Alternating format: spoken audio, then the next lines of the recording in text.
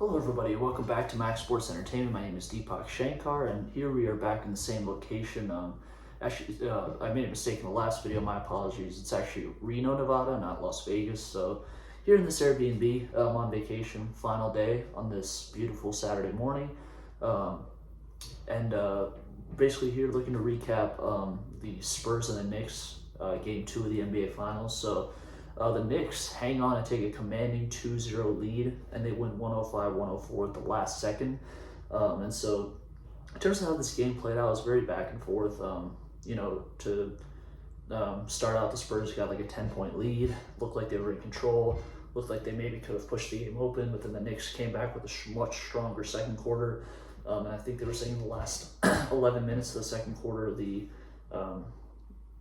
Knicks shot, I think, 50% from the field, 11 of 20, and then the Spurs shot 3 of 20, and so they got outscored 32-15. Knicks took a 4-point lead going into halftime, and then in the third quarter, the Knicks took a pretty big lead, and you thought maybe they would pull away, but then the Spurs fought back, and then it was like a 4-point game, I believe, going into the fourth quarter, and then in the fourth, the Knicks really got it to 14 or 15, I believe, with about 6 or 7 minutes left, and you thought the game was over, but then the Spurs went on a 14-0 run, tied the game, even took the lead. Wemby got an and one, but then Brunson responded right back with a sort of fadeaway mid-range jumper, and then the Spurs' inexperience and just simple mistakes cost them, where, on the last minute of the game, Wemby guards Brunson shoots, he misses, they get the rebound, and they have a timeout left, but they don't call timeout. Wemby throws it off Castle's back,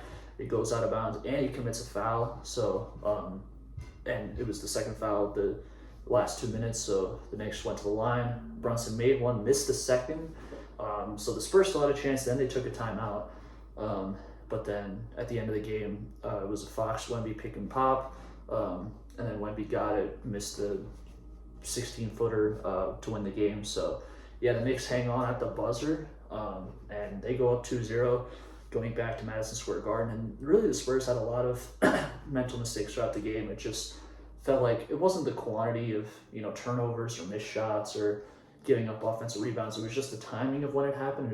It always just seemed like it was at the worst possible time with those things, with turnovers, with whatever else it may be. So really the Knicks' experience showed, and the Spurs' lack of experience showed. And I think that one of the big differences between this series and the Western Conference Finals is that Karl-Anthony Towns has been unbelievable. I mean, he's been playing just as good, if not even better than Wemby throughout these two games.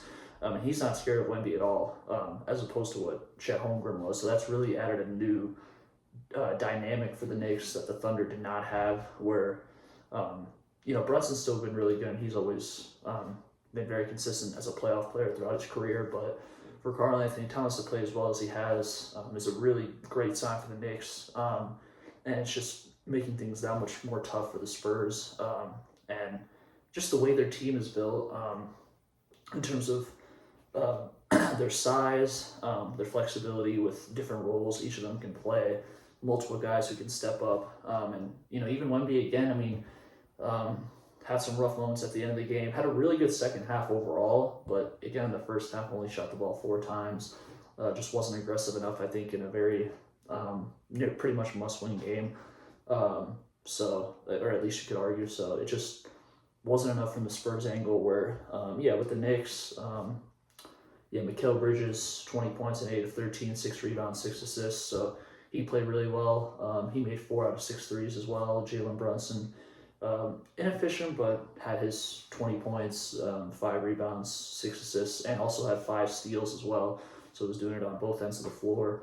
And then, Karl-Anthony Towns, 21, 13, and 4. OG Anunoby, 17, 4, and 3. So really all the starters, besides Josh Hart, actually, Josh Hart, 0 points, but was in foul trouble most of the game as well. But the rest of the starters all played well. Landry Shamet had nice 13 points off the bench for him again, so he was really good. And for the Spurs, it was a lot of turnovers. That was the key, where, especially with their main players, Wemby had 4 turnovers, De'Aaron Fox 4 turnovers, Stephon Castle 4 as well. So Dylan Harper a couple of turnovers himself. So it just too many inopportune turnovers at inopportune times. As I said, just came back to cost them.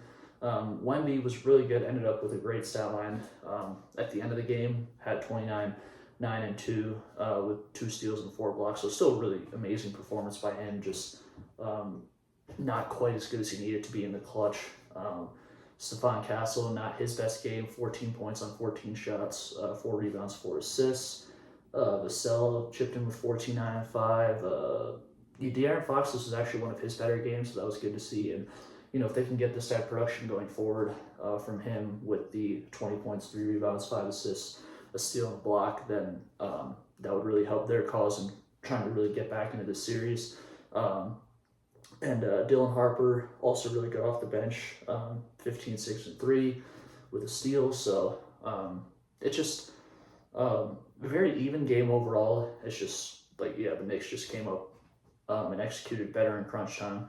And that was the deciding factor. And so, in terms of the minutes, also pretty even. And I think, this game, Harrison Barnes didn't play. Carter Bryant only played 3 minutes. Thought maybe could have played him a little bit more, I would say, especially when, Luke Cornett and Harrison Barnes played 5 minutes. Luke Cornett played 8 minutes. Obviously, you need Cornett as a backup center. And he gave them pretty good minutes today.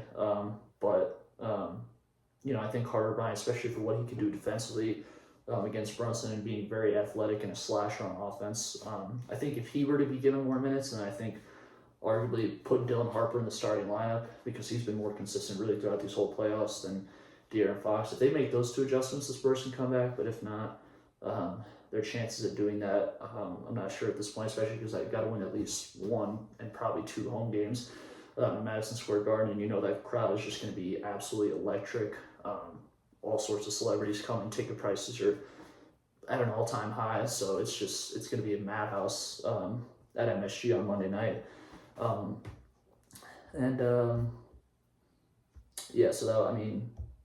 team stats, like I said, were pretty even. I think the missed free throws also came back to hurt the Spurs again as well. Just looking at the team stats where the Knicks shot 76% to the Spurs 70%.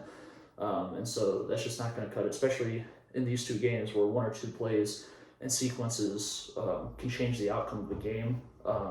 It just was important for the Knicks, or for the Spurs to be able to make their free throws, and they just have not, especially their best players.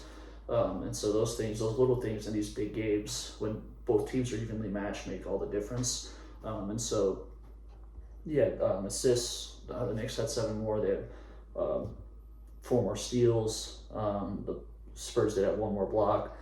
Turnovers were about even, but still, Spurs 1 more turnover. Points in the paint, the Spurs did have 10 more, and then lead changes, it was basically 50-50. So it did go sort of both ways, and it feels like the Spurs are starting to show some cracks. Kind of riding the emotional high, a little bit too high and too low, and it hasn't caught up to them so far, but it looks like it's starting to come back to them now with certain confrontations with Vassell and Josh Hart, I believe, and then earlier in the series, I think it was Champagnie and then Jalen Brunson. So it just sort of the mental edge as well. It looks like the Knicks have, pretty much that's that. That's it for this game. To recap, once again, Spurs lose to the Knicks 105-104. Knicks take a 2-0 lead.